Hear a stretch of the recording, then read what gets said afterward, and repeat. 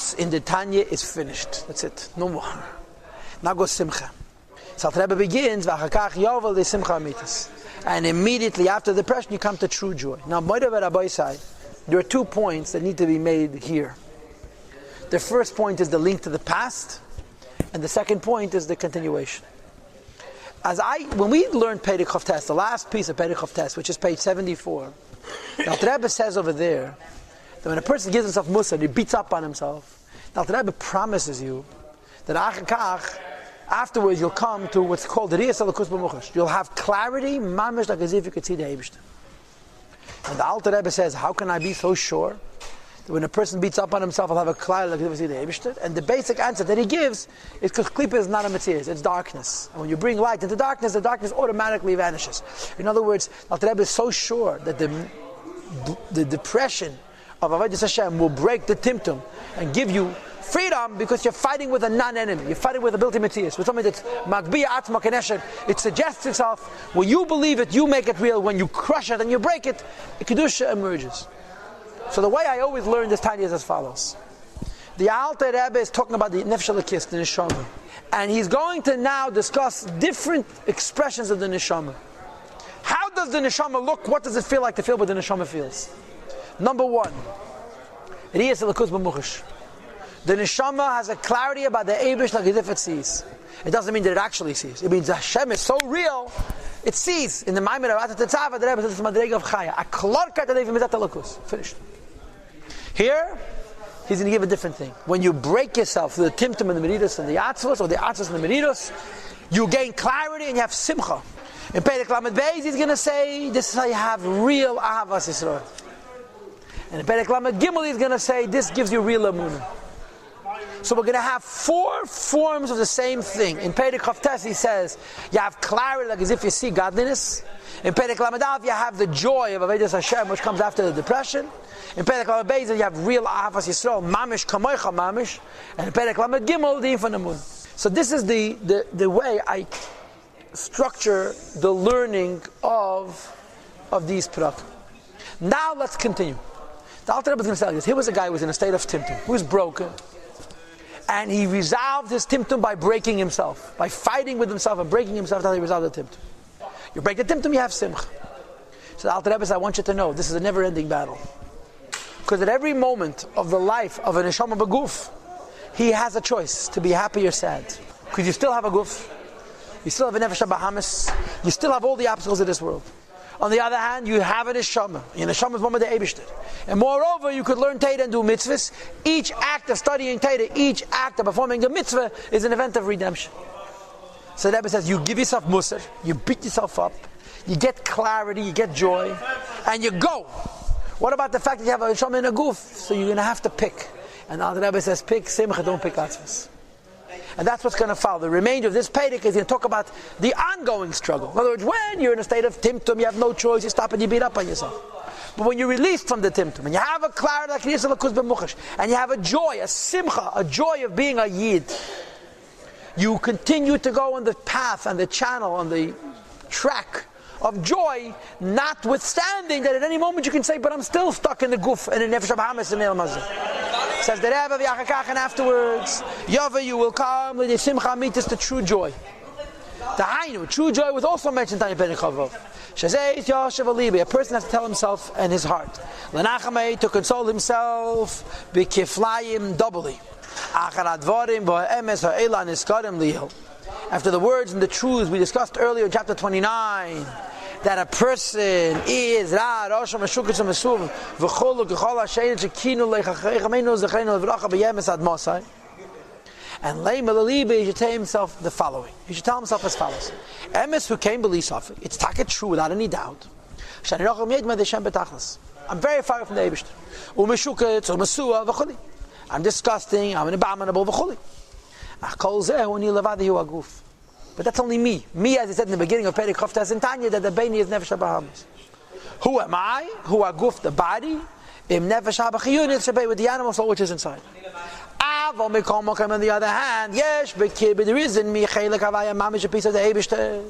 Yes, Nefila B'Kalcha B'Kalim, which exists even in the most light-hearted of Jews. Shehi nefesh alikis, which is the godly soul, which I possess. Im needs a telekus mamish, with the spark of godliness mamish. Hamelu bashba, which is invested in my body, to give it life. So I have a guf and nefesh abahamis which are depressing, but I have an neshama, and my neshama is godly. The only problem is, she b'chinas golus. My godly soul is trapped in the guf. What does golus mean? It exists inside of me, and it's not free to reveal itself. I've told you this 100 times. Golus means that you're there and not revealed, like Chas v'Shalom, a stroke victim, or Gilgulim, like it says in Chasidus. V'im keitzad al tereba adarab. I got a different priority. What's my priority? Kol ma shani b'tachas harichuk. The more I am far from Hashem, me'avai from the Rebishter, v'atiyo v'ashikuts, and the abomination and the disgust of the guf for the nefesh abahamis nelam hazeh, and this piece of cake. Says the Rebbe, nefesh alikith shabi, my godly soul begolus, godly yes, is in a bigger golus.